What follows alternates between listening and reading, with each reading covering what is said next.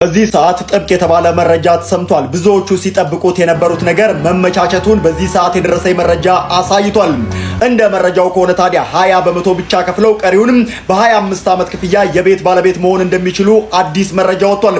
አንጋፋው ወጋገን ባንክና ዴሉክስ ፕሮፐርቲስ ለሪል ስቴት ለቤት ገዢዎች የፋይናንስ ብድር ለመስጠት ያለመ የመግባቢያ ስምምነት በዛሬው ዕለት በይፋ ተፈራርመዋል። ስምምነቱ በዴሉክስ ፕሮፐርቲስ በተለያዩ ሳይቶች እየተገነቡ ያሉ የሪል ስቴት አፓርትመንት መኖሪያ ቤቶችን ለሚገዙ ገዢዎች በተለይም ደግሞ ከሀገር ውጪ ለሚኖሩ ዲያስፖራ ወገኖቻችን በወጋገን ባንክ በኩል የቀረበ የፋይናንስ ብድር መሆኑንም ተመልክቻለሁ።